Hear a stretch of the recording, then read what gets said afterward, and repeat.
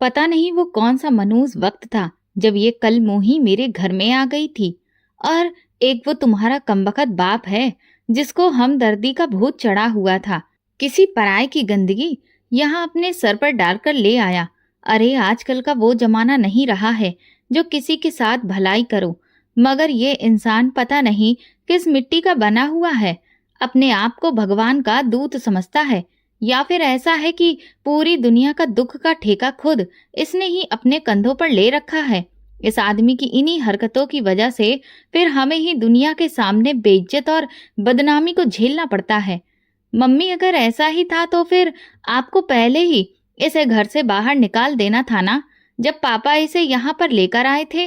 अब पीठ पीछे ये सब बातें बोलने का क्या फायदा है? अरे तुम्हें क्या लगता है मैंने क्या कोशिश नहीं की?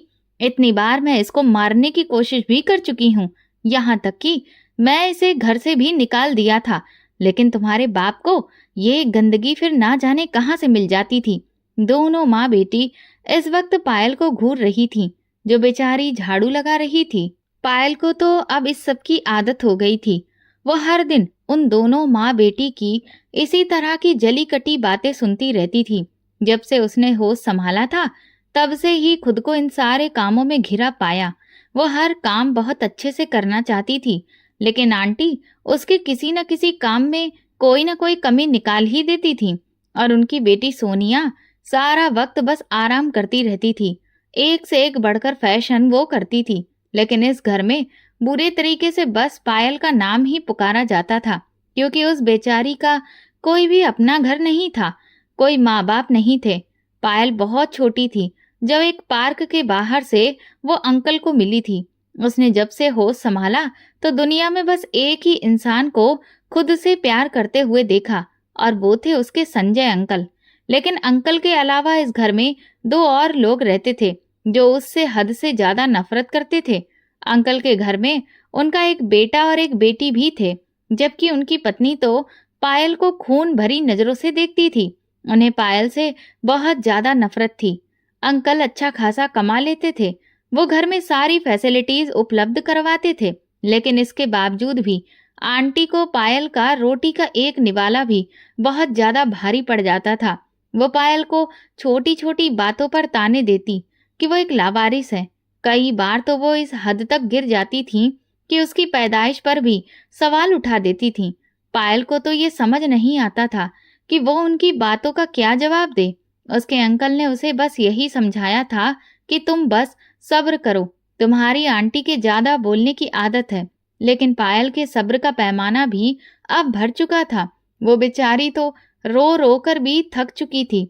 न जाने कितनी बार इस सब से परेशान होकर वो भगवान से अपने लिए मौत भी मांग चुकी थी।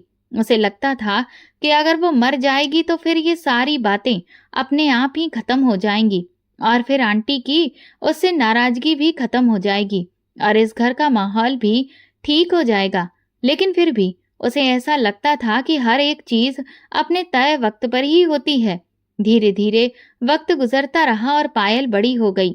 उसने जवानी की दहलीज पर कदम रख दिया था, और अब वो बहुत ज्यादा खूबसूरत हो गई थी। उसकी इसी खूबसूरती को देखते हुए ही उसकी आंटी अपने दिमाग में न जाने कितनी तरह की फालतू की बातें सोचकर बैठ चुकी थी। अब तो वो उस पर एक और घिनौना इल्जाम लगाती रहती थी कि वो उनके बेटे पर डोरे डालने की कोशिश करती है, जबकि हकीकत तो ये थी कि उनका खुद का बेटा दिल ही दिल में पायल को चाहता था। ये इल्जाम सुनकर वो बहुत हैरान हुई थी। उस बेचारी पर तो कयामत ही टूट पड़ी थी।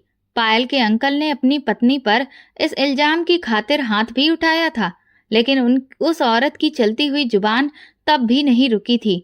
इस सब से पायल को बचाने के लिए मजबूरन उनके अपने बेटे को ही फिर घर से जाना पड़ा। लेकिन इस बात का इल्जाम भी पायल के सिर पर ही आया था। उसकी आंटी ने रो रो कर पूरे मोहल्ले में ये बात फैला दी थी कि पायल उनके घर को तोड़ देना चाहती है। पायल को उनके पति ने घर दिया, छत दी, और बदले में उसने उनके घर में डाका डाला था।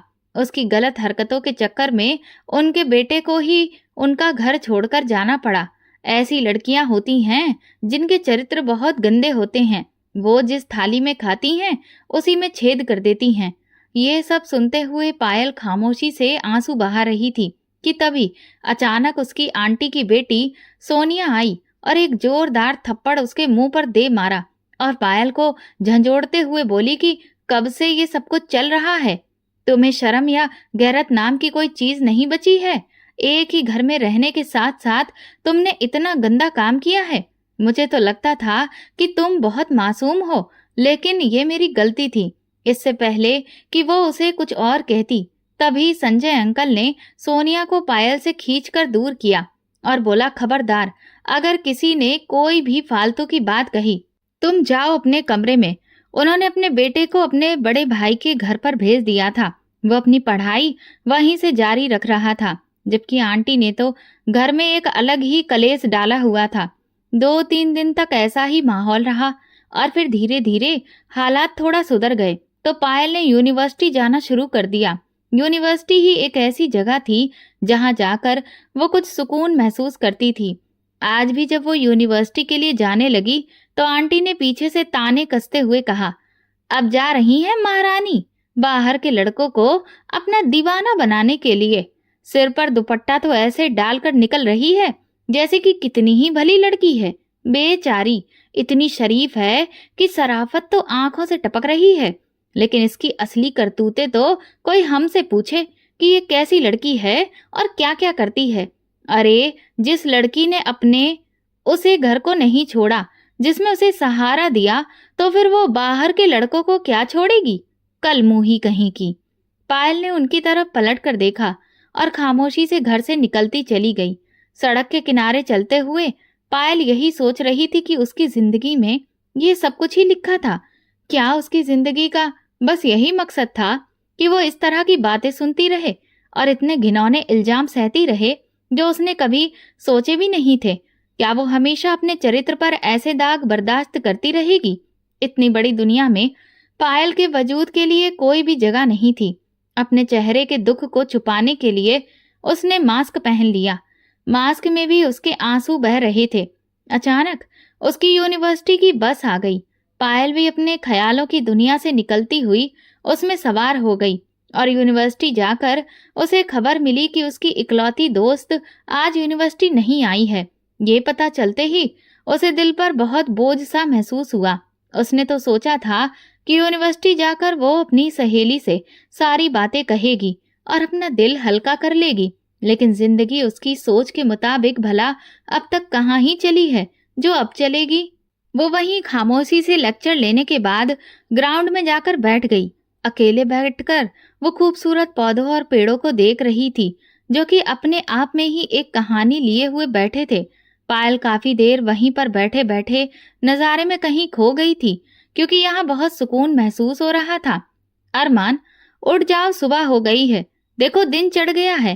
तुम्हारे पापा कह रहे थे कि आज तुम्हें यूनिवर्सिटी से जाकर अपनी फाइल लेकर आनी है, ताकि उसमें जो भी दिक्कतें आ रही हैं वो ठीक करवाई जा सकें। और तुम हो कि अभी तक सो रहे हो। अगर वो वापस आ जाएंगे तो फिर बहुत गुस्सा करेंगे। बिना बात पूरे घर का माहौल भी खराब हो जाएगा। उमा जी एक बार फिर जोर से चिल्लाईं, अरमान, अरे साहबजादे, आवाज आ रही है हमारी। जबकि वो आधी अंगड़ाई लेता हुआ उठ बैठा। अरमान की शख्सियत इतनी आकर्षक थी कि वो अपने पूरे खानदान में सबसे हैंडसम लड़का माना जाता था। गजब का घमंडी, नीली आंखों वाला वो लड़का आसपास के माहौल पर एक पल में ही छा जाता था और लोगों पर बहुत गहरा असर छोड़ जाता था। बहुत सारी महफिलों की तो वो जान हुआ करता था, लेकिन उसके घमंड से भरी हुई पर्सनैलिटी की वजह से बहुत सारे लोग उसके सामने पड़ने से भी घबराते थे। इस वजह से उसके बहुत ही कम दोस्त थे। उसे शौक था कि वो अपने परिवार की विरासत, अपने बिजनेस को आगे लेकर चले। वो लोग अपने सामाजिक स्टेटस के सबसे असरदार लोग थे, उसके दादाजी और फिर उसके पिताजी, और अब खुद अरमान कपूर की यही इच्छा थी कि वो अपना बिजनेस संभाले। मगर उसके पिताजी चाहते थे कि पहले वो अपनी डिग्री कंप्लीट कर ले, लेकिन अरमान को ये बात बिल्कुल भी पसंद नहीं थी। लेकिन आखिर किया क्या जा सकता था? अपने पापा से तो वो बहुत डरता था, इसीलिए सिर्फ दिखावे के लिए ही सही, लेकिन वो अपनी डिग्री पूरी कर रहा था। वो खामोशी से उठकर फ्रेश होने के लिए चला गया। ब्लैक कलर की टाइट टी शर्ट और जीन्स में तैयार होकर जब वो खुशबू का झोंका बनकर नीचे आया तो दादाजी, उसकी माँ और उसकी बुआ ने बड़ी ही प्यार भरी नजरों से उसको देखा। आखिर वो लग ही इतना हैंडसम रहा था। उसके दादाजी ने जब अपने हैंडसम पोते को देखा तो मुस्कुराते हुए उसकी तरफ देखा। अरमान भी उनसे खुद आगे बढ़कर मिला और उनके पैर छुए। यही उनका पूरा परिवार था। बाकी के घर के लोगों में ना तो कोई गुरूर था और ना ही किसी भी तरह की कोई घमंडी सोच थी, लेकिन अरमान कपूर अपने हाई क्लास स्टेटस को लेकर बहुत ज्यादा कॉन्शियस रहता था। उसके लिए हर एक चीज का एक्सपेंसिव और क्लासिक होना बहुत जरूरी था। उसकी ड्रेस, घड़ी, उसका कैमरा, चश्मे, रहन सहन, खाना पीना सब कुछ बहुत ही एक्सपेंसिव लेवल का हुआ करता था। उनके घर में किसी भी चीज की कमी नहीं थी। इसी वजह से उसकी हर एक इच्छा और नाज नखरे को सर आंखों पर उठाया जाता था और इसी कारण अरमान दिन ब दिन बहुत ज्यादा जिद्दी और घमंडी होता गया। दादाजी ने उसे अपने पास ही बिठाया और दोनों दादा पोते नाश्ता करने लगे। उसकी माँ ने एक बार फिर से कहा कि वो यूनिवर्सिटी चला जाए, जबकि वो अपनी माँ की तरफ देखते हुए बोला, ठीक है मम्मी, मुझे याद है कि मुझे यूनिवर्सिटी जाना है। आप भी ना अलार्म क्लॉक की तरह बार बार एक ही बात बोलती रहती हैं। उन्होंने अपने बेटे की चलती हुई जुबान देखी तो बोली, इस अलार्म को तुम्हारे पापा सेट करके गए हैं। एक तो मैं तुम्हें तुम्हारे पापा के गुस्से से बचाती रहती हूँ, उल्टा तुम मुझे ही अलार्म क्लॉक कह रहे हो। वो अरमान की बात सुनकर थोड़ा सा नाराज हुई थी। अरमान मुस्कुराते हुए अपनी माँ को देखने लगा और आगे बढ़कर उन्हें कसकर गले लगा लिया। फिर कहने लगा, क्या तो मैं कह तो रहा हूँ कि जा रहा हूँ मैं यूनिवर्सिटी, लेकिन सुन लीजिए, आज मैं आखिरी बार जा रहा हूँ। अब मैं वहां दोबारा नहीं जाऊंगा। थक गया हूँ मैं वहां जाकर। इस तरह बच्चों की तरह रोज यूनिवर्सिटी नहीं जा सकता। ये कहकर वह आगे बढ़ गया।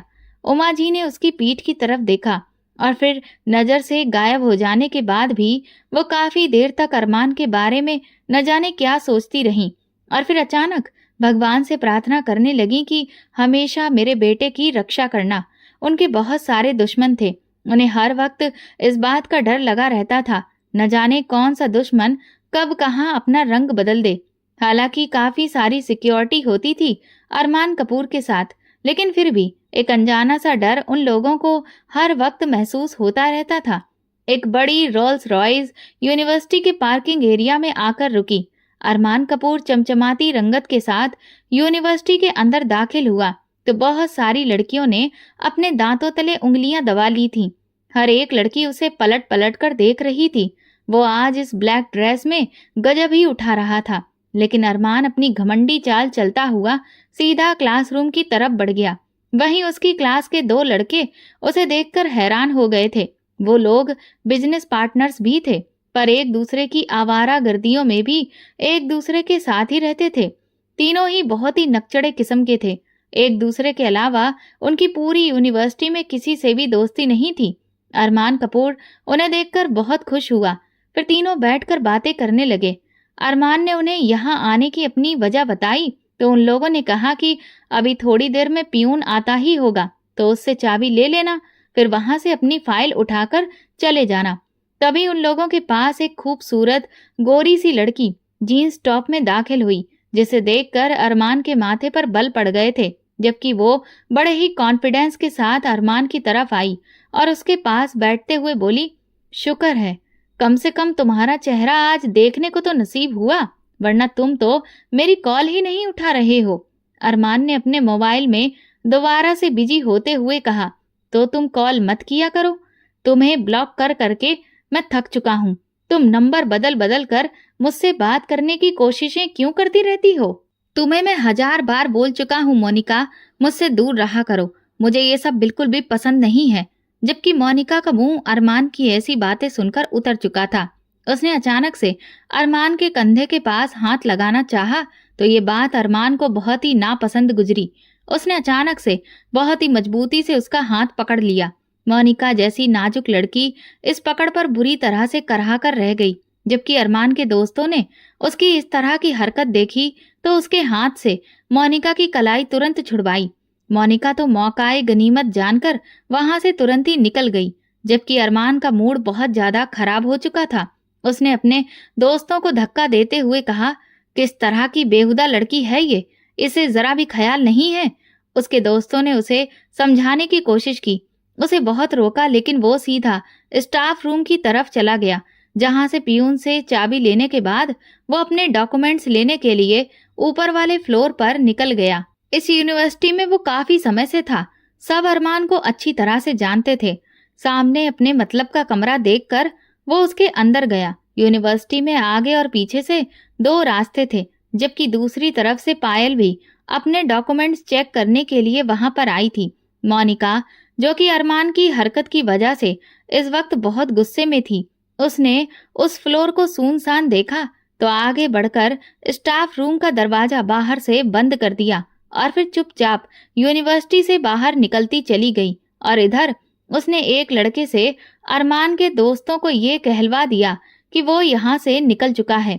दूसरी तरफ अरमान अपने डॉक्यूमेंट्स लेकर जैसे ही दरवाजे की तरफ बढ़ा तो वो किसी से टकरा गया। पायल ने डर के मारे अपनी आंखें बंद कर ली। अरमान ने जब उस लड़की को देखा जो कि डर के मारे आंखें बंद किए हुए उसके सामने ही खड़ी थी, तो वो हैरान रह गया। इस वक्त वो पहले से ही काफी गुस्से में था और अब उस लड़की से इस तरह से टकरा जाने से वो और भी ज्यादा गुस्से में आ गया। उसने तुरंत अपने हाथ का मुक्का बनाकर सामने दीवार पर मारते हुए उस लड़की की तरफ घूर कर देखा, जो वो अपनी आंखें खोलकर उसको ध्यान से देख रही थी। मास्क में बस उसकी आंखें ही दिख रही थीं। अरमान ने जैसे ही उसे देखा तुरंत चिल्लाकर बोला, पुतला बन गई हो क्या? हटो यहाँ से, क्यों खड़ी हो मेरे रास्ते में? मुझे निकलने की जगह दो। पायल अचानक से एक साइड पर खड़ी हो गई, लेकिन तभी बाहर से दरवाजा बंद देखकर अरमान ने जोर जोर से चिल्लाना शुरू कर दिया, मगर किसी ने भी उसकी आवाज नहीं सुनी, क्योंकि उस वक्त तक यूनिवर्सिटी भी खाली हो चुकी थी। पायल तो दूर खड़ी हुई अरमान को गुस्से से लाल पीला होता हुआ देख रही थी। अरमान काफी देर तक जोर जोर से पुकारता रहा, लेकिन वहां कोई भी नहीं आया। उसने तुरंत अपना मोबाइल निकालकर देखा तो उसकी बैटरी भी खत्म हो गई थी। थक हार कर अरमान की नजर पायल पर गई, जो कि दूर खड़ी हुई कुछ बोल रही थी, लेकिन उसे समझ में वहां कुछ भी नहीं आ रहा था। अरमान ने सोचा कि इससे फोन ले लेता है। उसने जैसे ही पायल की तरफ कदम बढ़ाए तो पायल 2 कदम पीछे की तरफ हट गई और अरमान से बोली, देखो, यहाँ से बाहर निकलना है, मुझे बहुत डर लग रहा है। अरमान ने कहा, तो मैं भी यहाँ पर किसी फंक्शन को एंजॉय नहीं कर रहा हूँ। अगर तुम्हारे पास फोन है तो लाओ, मुझे दो। उसकी ऐसी बात सुनकर पायल भी बहुत हैरान हुई। उसने कहा कि लेकिन मेरे पास तो फोन ही नहीं है, देखो, मुझे यहाँ से जाना है। अरमान ने उसे देखा और कहा, चुपचाप एक तरफ जाकर बैठ जाओ, मैं यहाँ से निकलने की कोशिश कर रहा हूँ, और हाँ, फालतू में तुम्हारी आवाज मुंह से ना निकल जाए। ये कहते हुए वो खुद भी एक तरफ कुर्सी पर बैठ गया। तभी अचानक पायल चिल्लाती हुई उसकी तरफ आई और उसकी कुर्सी के पीछे छुपकर बैठ गई। अरमान ने उसे घूर कर देखा, जिस पर पायल ने कांपते हुए कहा, उधर चूहा है, मुझे चूहों से बहुत डर लगता है। अगर कोई और वक्त होता तो शायद अरमान इस तरह की हालत को देखकर खूब मजे उठा रहा होता, लेकिन इस वक्त हालात दूसरे थे। उसने तुरंत उस लड़की से कहा कि चुपचाप पीछे जाकर बैठ जाओ, वहां चूहा नहीं आएगा। पायल डर से कांपती हुई दूसरी तरफ जाकर वहीं बैठ गई। ये फ्लोर काफी सुनसान था, यहाँ लोग भी बहुत कम आते थे। अरमान को लग रहा था कि उसके दोस्तों में से कोई न कोई ढूंढते हुए यहाँ जरूर आएगा और फिर वो यहाँ से निकल जाएगा। लेकिन दोपहर से धीरे धीरे शाम और शाम से रात हो गई, लेकिन वहां कोई नहीं आया। तब जाकर अरमान ने उस लड़की की तरफ देखा जो रोते हुए कह रही थी कि मुझे यहाँ से निकलना है, वरना आंटी तो मुझे घर में घुसने ही नहीं देंगी। अरमान ने उसे घूरते हुए कहा, अगर अब तुम्हारी आवाज आई ना तो वो सारे चूहे उठाकर मैं तुम्हारे ऊपर ही फेंक दूंगा। ये सुनते ही बेचारी पायल बुरी तरह से डर गई और फिर कुर्सी पर टेक लगाकर बैठते बैठते ही सो गई। जबकि दूसरी तरफ अरमान सारी रात यहाँ से वहां टहलता हुआ चक्कर काटता रहा। अगली सुबह दरवाजा तो खुला, लेकिन दरवाजा खुलते ही बाहर मौजूद भीड़ को देखकर अरमान और पायल के तो पैरों तले से जमीन ही निकल गई थी। न्यूज रिपोर्टर्स और बहुत सारे स्टूडेंट्स उन दोनों को अजीब नजरों से देख रहे थे, जबकि प्रोफेसर तुरंत आगे बढ़े और बोले कि यहाँ ये सब क्या हो रहा है। पायल से तो कुछ बोला ही नहीं गया। मीडिया के साथ साथ अरमान ने जब अपने पिता को भी उस भीड़ में देखा तो उसके माथे पर बल पड़ गए। उसे लगा कि अब तो पापा बहुत ज्यादा गुस्सा करेंगे, और उसका ये अंदेशा बिल्कुल सही साबित भी हुआ। उसके पिता तुरंत ही आगे बढ़े और एक जोरदार थप्पड़ अरमान के मुंह पर दे मारा और बोले कि तुमने ये क्या हरकत की है, तो तुम्हें जरा भी शर्म नहीं आई? अरे कम से कम एक बार हमारे खानदान की इज्जत के बारे में ही सोच लेते। सारी मीडिया में ये बात फैल रही है कि तुम यूनिवर्सिटी में एक लड़की के साथ नाजायज रिश्ते में हो, और इसका सबूत अब हम सबको मिल गया है। जबकि अरमान ने तो अपने बाप को देखकर कहा कि पापा, ये आप कैसी बातें कर रहे हैं, ये सब झूठ है। मैं तो यहाँ अपने डॉक्यूमेंट्स लेने के लिए आया था, और इस लड़की को तो मैं जानता भी नहीं हूँ। उसने पायल की तरफ इशारा करते हुए कहा, और फिर पायल को देखते हुए वो जोर से चिल्लाया, तुम भी बोलो ना, कुछ बोलो, तुम्हारे मुंह में क्या घी जम गया है? इससे पहले कि पायल कुछ भी बोलती, तभी उस भीड़ को चीरते हुए पायल की आंटी भी वहां पर आ गईं और उन्होंने उसकी बुरी तरह से मार पिटाई करना शुरू कर दी। अरे कलमुही, मुझे तो पहले ही पता था कि तू एक न एक दिन हमारा मुंह पूरे समाज में काला करवाएगी, लेकिन इस तरह से करवाएगी, हमें पूरी दुनिया के सामने बदनाम कर देगी, इस बात का अंदाजा नहीं था। वो तुरंत ही अरमान के पिता को देखकर बोली, आप तो बहुत बड़े बिजनेसमैन हैं और पॉलिटिशियन भी हैं। अब देख लीजिए आपके बेटे ने कैसे एक गरीब की इज्जत को 2 कौड़ी का कर दिया है पूरी मीडिया के सामने। ये सारी बातें सुनकर अरमान ने कहा, ये सब झूठ है, मैं तो इस लड़की का नाम तक नहीं जानता। पायल की आंटी ने कहा, ओहो, नाम तक नहीं जानता, तो पूरी रात इसके साथ कर क्या रहा था? तुम लोग यहाँ बैठकर क्या कोई अंताक्षरी खेल रहे थे? इससे पहले कि अरमान आंटी को कोई भी जवाब देता, तभी उसके पापा ने कहा, देखिए बहन जी, मेरी कोई बेटी नहीं है, लेकिन मैं आपसे वादा करता हूँ कि आपकी बेटी को पूरी इज्जत दी जाएगी। अरमान मेरा बेटा अभी इसी वक्त आपकी बेटी से शादी करेगा। अपने पिता की ये बात सुनकर अरमान ने हैरत से उनकी तरफ देखा, जिन्होंने पूरी मीडिया के सामने इतना बड़ा फैसला सुना दिया था। उसके लाख बार मना करने और विरोध करने के बावजूद भी ये शादी करवा दी गई। इस सबसे अरमान कपूर का तो गुस्से से बहुत बुरा हाल हो रहा था। उसके दिमाग की नसें भी फूल गई थीं। पायल को तो उसकी आंटी खूंखार नजरों से घूर रही थी। पायल के चाचा उसे हैरान और मजबूर नजरों से देख रहे थे, क्योंकि ये हालात ही कुछ इस तरह के हो गए थे। पायल भी चुप थी, क्योंकि वो कुछ भी बोलती तो सबको झूठ ही लगता। जबकि अरमान ने अपने पापा से सवाल किया, आप कम से कम एक बार मुझ पर भरोसा तो करते। मैं कह रहा हूँ कि ऐसा कुछ भी नहीं है, लेकिन उन्होंने कोई जवाब नहीं दिया और पायल के अंकल से कहा कि वो पायल को इसी वक्त अपने साथ लेकर जाना चाहते हैं। उसके अंकल ने कुछ कहना चाहा, मगर तुरंत ही आंटी बोली, हाँ हाँ, ले जाइए, ये अभी आपकी ही अमानत है। इस पाप की गठरी को हम अपने पास रखना भी नहीं चाहते हैं। उनके इस तरह कहने पर अरमान भी जोर से चिल्लाया, अगर आप इसे रखना नहीं चाहती हैं तो मैं भी इस कल की लड़की को अपने साथ नहीं ले जाना चाहता। आपकी परवरिश भी साफ दिख रही है इसमें, जैसी आप खुद हैं वैसी ही आपने इसकी परवरिश भी की होगी। अरमान की चलती जुबान देखकर उसके पापा ने कहा, तुम चुपचाप जाकर गाड़ी में बैठो। और फिर वो पायल को अपने साथ घर लेकर चले आए, जबकि अरमान अपने फार्म हाउस पर आ गया था। उसने फार्म हाउस पर कदम रखते ही वहां का पूरा नक्शा बिगाड़ कर रख दिया था। उसने कभी भी अपनी जिंदगी में इतना मुश्किल वक्त नहीं देखा था।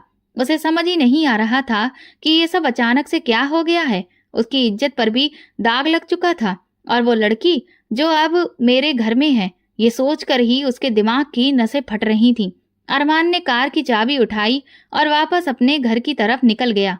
वो 1 मिनट के लिए भी उसे अपनी जिंदगी में नहीं रखना चाहता था। जबकि दूसरी तरफ इस वक्त अरमान के पापा, दादाजी, बुआ और उसकी माँ हैरत भरी नजरों से पायल को देख रहे थे। वो बेचारी सर झुकाए बुरी तरह से रो रही थी।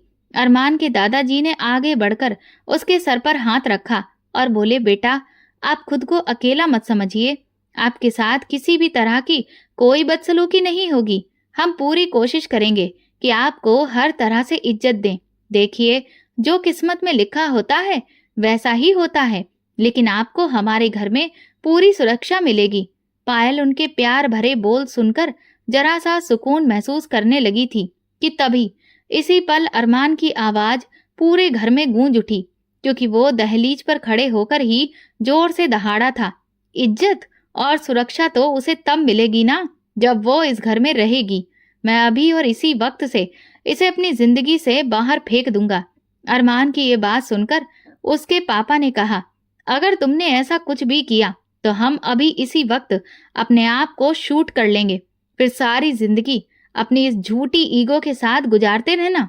अरमान ने ये सुनते ही शॉक्ड होकर अपने पिता को देखा और बोला, पापा आप मेरे साथ ऐसा कैसे कर सकते हैं? वो बोले, मैं ऐसा कर सकता हूँ बेटा, जैसे तुमने इस लड़की की जिंदगी बर्बाद कर डाली है।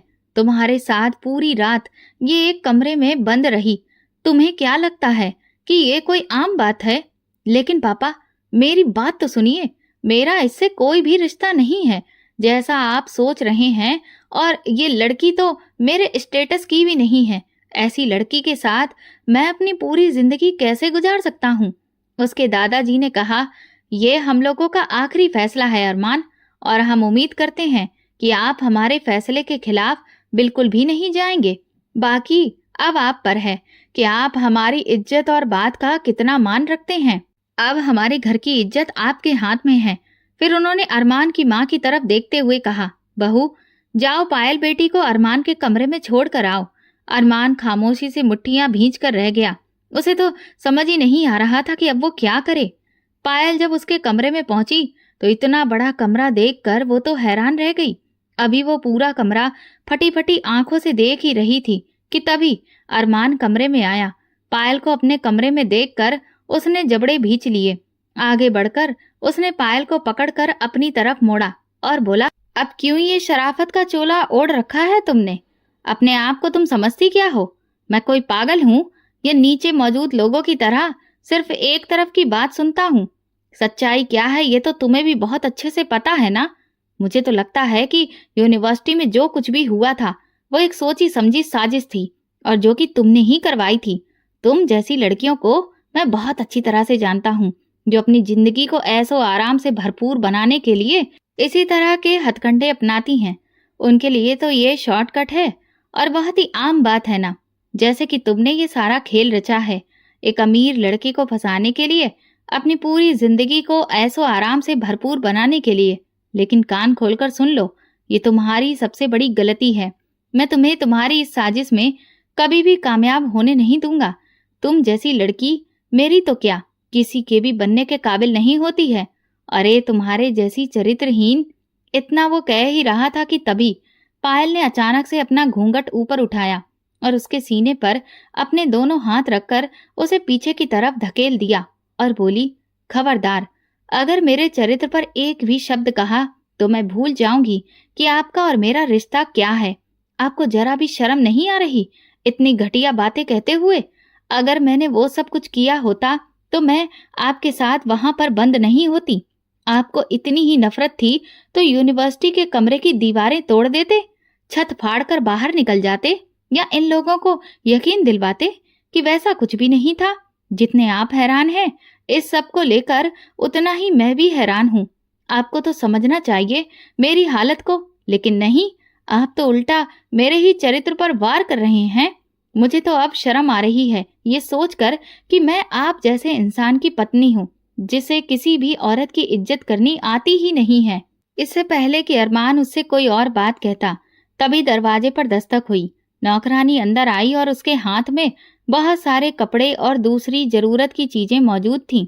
उसने पायल की तरफ देखते हुए कहा, मैडम जी, आपको बड़ी मालकिन ने कहा है कि ये कपड़े पहनकर नीचे आ जाइए। सभी लोग आपका खाने पर इंतजार कर रहे हैं। अरमान उसकी बात सुनकर खामोशी से स्टडी में जाकर बंद हो गया, जबकि पायल वॉशरूम में जाकर बुरी तरह से रोने लगी। पायल ने जब अपना चेहरा आईने में देखा तो बहुत सारे थप्पड़ के निशान उसे अपने गाल पर दिखाई दिए। अपने अंकल की वो शक भरी नजरें, लोगों की बातें, ये सब कुछ उसके मन में लगातार घूम रहा था। वो बेचारी वहीं बैठकर रोने लगी। ये उसकी जिंदगी कैसी हो गई थी? उसे तो लगता था कि हर अगला दिन शायद उसके हालात को बेहतर कर देगा, लेकिन ये सोचना ही उसकी सबसे बड़ी गलती थी। वक्त गुजारने के साथ-साथ उसकी तकलीफ बढ़ती ही जा रही थी और अब की बार जो कसौटी उसकी जिंदगी में आई थी, उसने तो पायल की जिंदगी का मकसद ही बदल कर रख दिया था। काफी देर तक वो अंदर ही बैठी रही और फिर कपड़े बदलकर जैसे ही वो अपने कमरे से बाहर आई, तो उसने देखा कि अरमान की माँ एक प्यारी सी मुस्कुराहट के साथ बाहर खड़ी पायल का इंतजार कर रही थीं। पायल ने आगे बढ़कर उनके तुरंत ही पैर छुए तो उन्होंने पायल के चेहरे पर पड़े निशानों को देखा और बोली, ये क्या हो गया है तुम्हारे गाल पर? कहीं अरमान ने तुम पर हाथ तो नहीं उठाया? इससे पहले कि पायल कोई जवाब देती, अरमान की आवाज तुरंत गूंज उठी, माँ, क्या हो गया है आपको? क्या आपको अपनी परवरिश पर जरा भी भरोसा नहीं है? भला मैं इस पर हाथ क्यों उठाऊंगा? बल्कि आपको पता है ना कि मैं किसी भी औरत पर हाथ नहीं उठा सकता। उन्होंने अपने बेटे को थोड़ा गुस्से से देखते हुए बोला, मेरी परवरिश का तुमने अपने पास रखा ही क्या है? इससे पहले कि अरमान अपनी माँ को कोई जवाब देता, उसकी माँ पायल का हाथ पकड़कर आगे बढ़ती चली गई, जबकि अरमान हैरत से अपनी माँ और उस लड़की को देखने लगा। अरमान को बहुत हैरानी हुई, जबकि पायल इस वक्त बहुत डरी हुई थी कि बाकी सब लोग उससे नाराज होंगे, लेकिन उसकी हैरानी जल्दी ही दूर हो गई। डाइनिंग टेबल पर उसके साथ सभी लोग बहुत ही इज्जत और प्यार से पेश आ रहे थे। सबसे बढ़कर तो वो एक औरत जो कि अरमान की बुआ थी, वो पायल के आगे एक से एक बढ़कर खाने पीने की चीजें रख रही थी।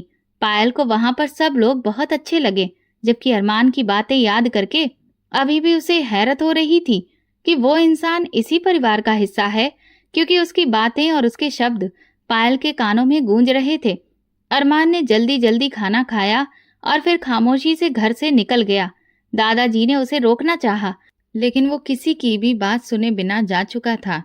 अपने फार्म हाउस पर बैठा वो लैपटॉप पर सीसीटीवी फुटेज देख रहा था, जो कि यूनिवर्सिटी की थी, और तभी उसने उसी फ्लोर पर एक हैरान करने वाली चीज देखी। उसने देखा कि मोनिका उस फ्लोर की सीढ़ियों से उतर रही थी। ये देखते ही उसे सारी बात समझ में आ गई कि ये सब कुछ मोनिका ने किया है। उसने ही पूरी दुनिया के सामने उसकी इज्जत मिट्टी में मिला दी। अरमान ने तुरंत फोन उठाया और अपने गार्ड से कहा कि उसे मोनिका हर हाल में अपने फार्म हाउस पर चाहिए। थोड़ी ही देर बाद मोनिका अरमान के सामने थी। अरमान खामोशी से बैठा मोनिका के बेहोश वजूद को देख रहा था। थोड़ी देर के बाद जब मोनिका को थोड़ा होश आने लगा, तो अचानक उसकी नजर अपने सामने बैठे अरमान पर गई, जो कि कड़े तेवर लिए उसे ही घूर रहा था। न जाने अरमान की नजरों में ऐसा क्या था जिसे महसूस करके मोनिका का गला डर के मारे सूखने लगा। अरमान ने जब उसके चेहरे की बदलती हुई रंगत देखी, तो मुस्कुराते हुए बोला, लगता है तुम्हारी याददाश्त बहुत ज्यादा ही अच्छी है, या फिर मुझे ऐसा लग रहा है कि तुम्हें याद आ रहा है कि तुमने यूनिवर्सिटी में क्या किया था। मोनिका ने अरमान की तरफ देखते हुए कहा, मैं जानती हूँ मैं बहुत गलत कर चुकी हूँ, लेकिन तुम मुझे हमेशा दुत्कारते रहते हो। आखिर मैं भी एक इंसान हूँ, कब तक अपनी बेइज्जती बर्दाश्त करती? कभी ना कभी तो तुम्हें इस चीज का एहसास होना चाहिए कि मैं तुमसे प्यार करती हूँ और तुम मुझे इस तरह से दुत्कारते रहते थे। मैंने सिर्फ एक मजाक किया था, लेकिन मुझे इस बात का अंदाजा नहीं था कि अंदर कोई लड़की भी तुम्हारे साथ होगी। अरमान ने कहा, तुम्हारा और मेरा ऐसा कोई भी रिश्ता नहीं है जिसकी वजह से तुम मेरे साथ ऐसा कोई भी मजाक करो। मोनिका बोली, अब ये तुम्हारी प्रॉब्लम है, अपने अलावा तुम वैसे भी किसी और को वैल्यू देते ही नहीं हो। अरमान, मैं सच कहती हूँ, मैं तुमसे बहुत प्यार करती हूँ। ये सुनते ही अरमान ने पास में रखा हुआ जग उठाकर दीवार पर दे मारा और बोला कि मुझे मोहब्बत के नाम से नफरत हो रही है। तुम्हारे इस ड्रामे ने मुझे कहीं का भी नहीं छोड़ा है। वो गरीब लड़की मेरे गले में डाल दी गई है। तुम सोच भी नहीं सकती हो कि मुझे इस वक्त कितना गुस्सा आ रहा है। मेरा अगर बस चले तो मैं तुम्हें। मोनिका बोली, तुम्हें क्या लगता है कि तुम मुझे मारकर फेंक दोगे? सुनो, मैं भी कोई आम इंसान नहीं हूँ। अरमान ने उसकी तरफ देखा और अजीब सी मुस्कुराहट से बोला, वैसे तुम्हें क्या लगता है, अगर मैं बाई चांस कुछ कर भी दिया तो जैसा कि तुम सोच रही हो, तो कोई मुझ तक पहुंच पाएगा? क्या मैं तुम्हें पागल नजर आ रहा हूँ? एक बार तुम्हारे वार की सजा मैं बर्दाश्त कर चुका हूँ, क्योंकि मुझे पता नहीं था कि ये वार तुमने किया है। लेकिन अब मैं तुम्हारे सामने बैठा हूँ और मैंने अपना प्लान बी भी बना लिया है। मैं तुम्हें अब मार कर ऐसी जगह पर फेंकूंगा जहां से तुम्हारा नामो निशान भी किसी को नहीं मिलेगा। मोनिका उसके इतने खतरनाक इरादे सुनकर घबराकर बोली, तुम मुझसे चाहते क्या हो? मैं तुमसे माफी मांगने के लिए तैयार हूँ, लेकिन प्लीज मुझे मारना मत। अरमान ने उसकी बात सुनी और बोला, ठीक है, फिर तुम मेरा एक काम करो, एक वीडियो बनाओ और उसमें ये सब रिकॉर्ड करो कि तुमने उस दिन यूनिवर्सिटी के कमरे का दरवाजा बंद किया था और मेरे और उस लड़की के बीच में ऐसा कुछ भी नहीं हुआ था जैसा बाकी सबने समझा। और अगर तुमने ऐसा नहीं किया तो मोनिका तुरंत ही बीच में बोली, नहीं नहीं, तुम जैसा कहोगे मैं वैसा ही कर दूंगी। बस मुझे मारना नहीं, मुझे यहाँ से जाने दो। थोड़ी देर के बाद ही सोशल मीडिया पर इस वीडियो ने तूफान मचाकर रख दिया था।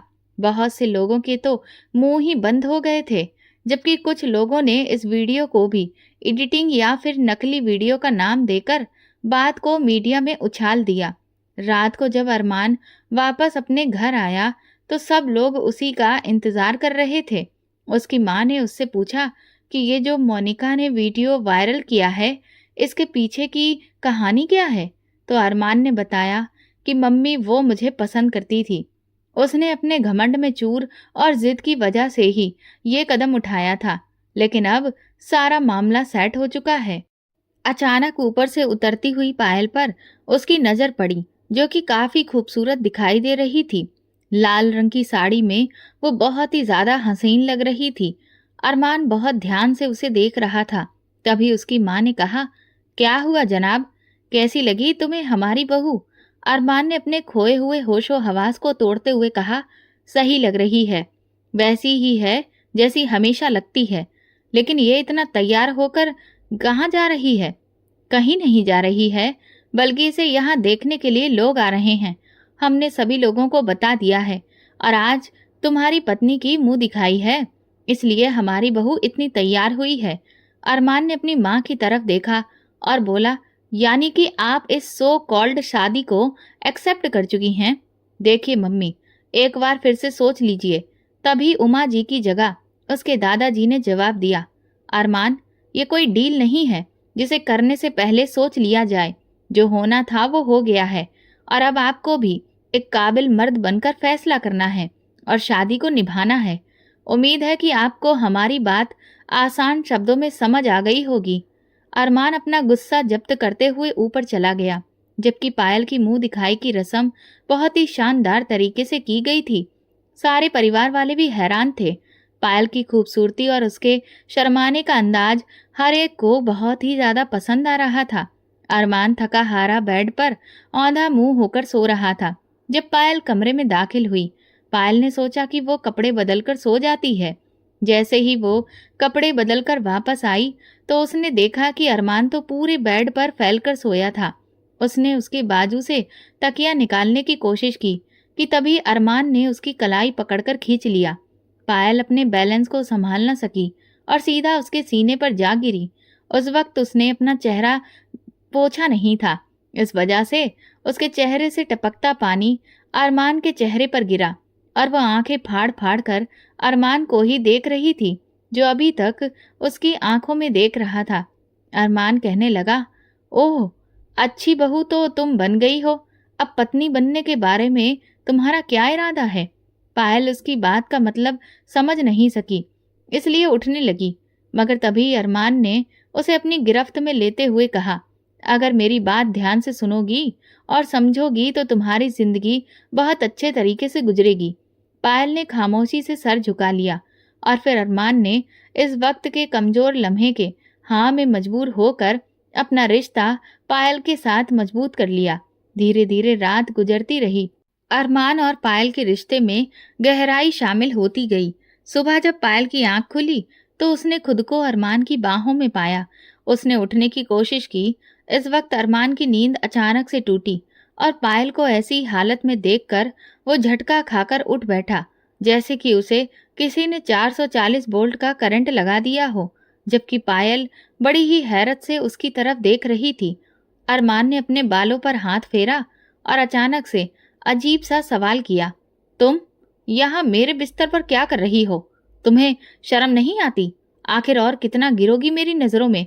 जबकि पायल उसकी ये बात सुनकर हत्थे से उखड़ गई और बोली, और आप मेरी नजरों में आखिर कितना गिरेंगे?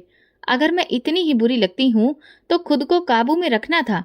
ये सवाल अगर मैं चाहूँ तो आपसे पूछ सकती हूँ, लेकिन मैं नहीं पूछूंगी, क्योंकि आप जैसा गिरा हुआ इंसान किसी भी बात का लिहाज किए बिना बहुत ही बदतमीजी से अपनी हदें पार करना अच्छे से जानता है। ये कहकर पायल वॉशरूम में चली गई, जबकि अरमान ने तकिया उठाकर फर्श पर दे मारा। उससे सोच कर ही ये हैरत हो रही थी कि वो ये सब कुछ कैसे कर सकता है। इतना मजबूर तो वो कभी था ही नहीं।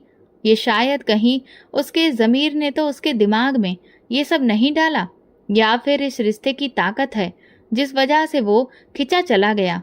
कभी कभी इंसान अपनी भावनाओं के हाथों दिल पर काबू खो बैठता है और हार मान जाता है। बहरहाल जो कुछ भी हुआ वो इतना गलत भी नहीं हुआ था। ये बात वो खुद से ही बोलने लगा, जितना मैं समझ रहा हूँ। फिर वो खामोशी से दोबारा बेड पर जाकर सोने लगा, जबकि पायल वॉशरूम से बाहर आई। उसने आईने में अपना चेहरा देखा, जिस पर न जाने क्यों बहुत चमक दिख रही थी। फिर वो तैयार होकर कमरे से बाहर आई। दूसरी तरफ अरमान चाहकर भी दोबारा सो नहीं सका, क्योंकि उसे तकिए से पायल की खुशबू अभी भी आ रही थी। वो झंझोड़ कर उठा और फिर वॉशरूम चला गया। ठंडे पानी से चेहरा धोने के बाद वो नीचे आया तो उसने देखा कि सब लोग आपस में धीरे धीरे बात करने में व्यस्त थे, जबकि पायल ने उसे एक नज़र भी नहीं देखा। न जाने क्यों अरमान को ये बात बहुत बुरी लगी कि पायल ने उसे क्यों नहीं देखा। अरमान जब दादाजी के पास आकर बैठा तो उसकी माँ ने कहा, पायल तुम भी साथ बैठकर नाश्ता करो। पायल चुपचाप अरमान के बगल में बैठ गई। वही खुशबू एक बार फिर अरमान को बेचैन करने लगी। पहले नाश्ते के दौरान एक नज़र भी उसने उस पर नज़र नहीं डाली, यहाँ तक कि वो पूरे 2 दिन गुजर गए थे। अरमान जितनी बार भी उसके सामने से गुजरा, पायल ने उससे नाम से कोई बात भी नहीं की और ना उसे देखा। कमरे के अंदर भी वो एक तरफ सोफे पर सो जाती थी। अरमान रात भर करवटें बदलता रहता था, लेकिन वो उससे उठकर ये तक नहीं पूछती थी कि उसे क्या हुआ है। उनकी शादी को तकरीबन 2 महीने बीत चुके थे। फिर एक दिन जब पायल नीचे उतर रही थी तो अचानक से उसे चक्कर आया और वो सीढ़ियों से गिरने लगी। अरमान ने जब उसे गिरते देखा तो आगे बढ़कर सहारा दिया, लेकिन तब तक पायल बेहोश हो चुकी थी। जब उसने डॉक्टर को बुलाया और डॉक्टर ने जो खबर सबको सुनाई तो सभी लोग हैरान रह गए, जबकि अरमान को तो समझ ही नहीं आ रहा था कि वो किस तरह का रिएक्ट करे। उसके पापा ने आगे बढ़कर अरमान को गले लगाया और बोले, अब तुम्हें पता चलेगा कि बाप बनना किसे कहते हैं। बेटा बनकर तो तुमने हमें खूब नचाया है, पर अब तुम खुद भी तैयार हो जाओ, शेर भी अब घोड़ा बनने वाला है। ये बात सुनकर सब लोग ठहाका मारकर हंसने लगे, लेकिन पायल खामोशी से सर झुकाए बैठी थी। अरमान ने आगे बढ़कर उसका हाथ अपने हाथों में लिया तो पायल ने रोते हुए उससे कहा, मेरा भरोसा करिए कि ये बच्चा हमारा ही है। मैंने कभी कुछ वो और कुछ कहती कि अरमान ने उसके मुंह पर हाथ रखा और बोला, क्या हो गया है तुम्हें? क्यों अपनी ही नज़रों में गिराने पर तुली हुई हो? मैं पहले ही बहुत शर्मिंदा हूँ, ऊपर से तुम इतना बड़ा इल्जाम मुझ पर लगा रही हो। मैं बहुत खुश हूँ कि भगवान ने मुझे इतनी बड़ी खुशी दी है। तुम खुश हो ना? पायल ने भी रोते हुए इस बात पर सर हिलाया।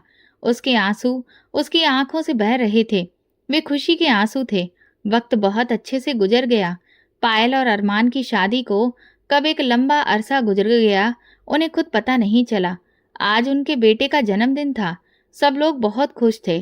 पायल तो अपने बेटे से बहुत ज्यादा परेशान हो जाती थी, क्योंकि वो एक बिगड़ा नवाब था। वो किसी की बात ही नहीं मानता था। ठीक अपने बाप के मिजाज के मुताबिक ही एक और शैतान इस खानदान में पैदा हो गया था। इस वक्त भी वो अपने बेटे आदित्य को ढूंढती हुई नीचे आई थी, जबकि वो नौकरानी के साथ बहस कर रहा था। पायल जानती थी कि वो किस चीज पर बहस कर रहा है, इस 4 साल के बच्चे की सोच इतनी ज्यादा गहरी थी, पर फिर भी वो कभी कभी हैरान हो जाती थी। वो बातें ही ऐसी करता था। अभी कल ही की तो बात है कि उसने अपने पापा से कहा कि उसकी मम्मी से दूर रहा करो, क्योंकि उसको अच्छा नहीं लगता। अरमान तो अपने बेटे की बात सुनकर हैरान हो गया था। अरमान के मम्मी पापा ये बात सुनकर जोर जोर से हंस रहे थे।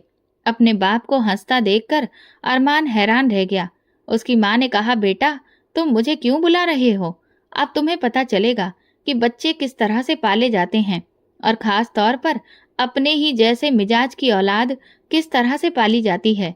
अरमान ने अपने दोनों हाथ सर पर रखे और बोला, एक तो आप लोग हर वक्त मेरी सास बन जाते हैं, मुझे ताने देना शुरू कर देते हैं। आप लोगों को चाहिए कि मेरी मदद करें इस तूफान को झेलने में, और आप हैं कि मुझे ही उल्टी सीधी बातें सुनाते हैं। पायल ने उन लोगों को बहस करते देखा तो मैदान में खुद आकर बोली, आप लोग परेशान ना हो, मैं आदित्य को मना लूंगी, वो मेरी बात सुन लेगा। जबकि उसकी सास ने अरमान की तरफ देखते हुए कहा, बिल्कुल, आप तो अरमान को भी मना सकती हैं। ये तो फिर उनका छोटा नवाब है। जब उसके बाप की हिम्मत नहीं है आपका हुक्म टालने की, तो उनकी औलाद कैसे टालेगी? पायल उनकी बात सुनकर शर्माते हुए वहां से भाग गई। ये तो आप जैसे उनके घर में अब रोज होता था। पायल को वो लोग वैसे ही छेड़ते थे। ये बात सच भी थी। इन बीते सालों में अरमान ने पायल के होठों से निकलने वाली हर बात को पूरा किया था। पायल की आंटी भी अब उससे नरम व्यवहार करने लगी थीं। उन्हें अपनी गलती का एहसास हो गया था, जबकि उसके अंकल तो उसे लेकर बहुत गर्व करते थे। सबने अपनी जिंदगी को एक बार नए सिरे से शुरू करने के लिए अतीत का सब भुला दिया था और मुस्कुराकर आने वाले वक्त का स्वागत किया।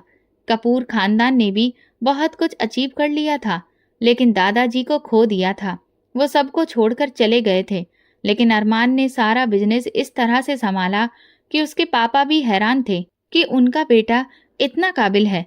ये सब कुछ शायद पायल का नसीब था कि वो लोग दिन दुगनी और रात चौगनी तरक्की और कामयाबी हासिल कर रहे थे। आज उनकी कंपनी को सबसे बेस्ट कंपनी के नाम का अवार्ड दिया जाना था। अरमान इस वक्त ग्रे कलर के 3 पीस सूट में अपनी मजबूत पर्सनैलिटी के साथ खड़ा हुआ था, जबकि दूसरी तरफ पायल ब्लैक कलर के खूबसूरत गाउन में जब कमरे में आई तो अरमान, जो कि खुद को निहार रहा था, अपनी पत्नी की खूबसूरती देखकर दिल पर हाथ रखकर खड़ा हो गया। पायल ने मुस्कुराते हुए उसकी हरकत को देखकर अरमान आगे बढ़ा और उसका हाथ पकड़कर बोला, मुझे तो लगता था कि इस दुनिया में सबसे ज्यादा खूबसूरत मैं ही हूँ, लेकिन अब मुझे ये बात हर उस वक्त में झूठी लगती है जब मैं तुम्हें देखता हूँ। वैसे किसी ने सच ही कहा है कि जैसा पति होता है ना, उसकी पत्नी भी बिल्कुल वैसी ही मिलती है। मैं तो पहले से ही हैंडसम था और बीवी तो मुझे उससे भी ज्यादा खूबसूरत मिल गई है। नहले पर दहला हो गया है। तुम बताओ पत्नी जी, तुम्हारा इस बारे में क्या ख्याल है? पायल ने उसकी तारीफों के पुल को वहीं पर रोकते हुए कहा, अच्छा बस करिए, हमें देर हो रही है, वापस आकर हम इस बारे में बात करेंगे। अरमान ने उसकी तरफ देखकर कहा, हाँ तुम ठीक कह रही हो, फुर्सत में तुम्हारी तारीफ करूंगा। और वैसे भी मेरा बर्थडे आ रहा है और अपने बर्थडे के लिए तुमसे एक खास गिफ्ट भी तो लेना है। पायल ने उसकी तरफ देखा तो अरमान ने अपनी एक आंख हल्की सी दबाई, जिसका मतलब समझकर पायल की कान की लौ तक लाल पड़ गई थी। अरमान की इच्छा थी कि पायल उसके बर्थडे पर उसे एक बेटी के बाप बनने की खुशी दे, लेकिन पायल अपने सर फिरे पति की बात सुनकर बहुत हंसी थी। ये उसके हाथ में थोड़ी था। भगवान ने बहुत जल्दी उन्हें पहले बच्चे की खुशी दी थी और अब अरमान की डिमांड तो बढ़ती ही जा रही थी। वो लोग हंसते मुस्कुराते हुए घर से निकले और पार्टी एंजॉय करने लगे। अरमान की माँ ने उन दोनों की नजर उतारी। उनका बेटा और बहू लाखों में एक थे। जिंदगी कांटों से गुजर कर ही एक गुलाब की तरह खिलती है। इंसान को सब्र करना चाहिए और बेशक सब्र का फल बहुत मीठा होता है। ये पूरी कहानी काल्पनिक है। इसका किसी भी व्यक्ति, स्थान या वास्तविक घटना से कोई संबंध नहीं है। इसका उद्देश्य केवल मनोरंजन और सस्पेंस आधारित कहानी प्रस्तुत करना है। आपको ये कहानी कैसी लगी मुझे कमेंट सेक्शन में जरूर बताएं। मेरे चैनल को सब्सक्राइब कर वीडियो को लाइक कर दें और वीडियो को हाइप भी दें। ऐसी और भी रोमांचक कहानियों को सुनने के लिए मेरे चैनल के साथ बने रहें। धन्यवाद।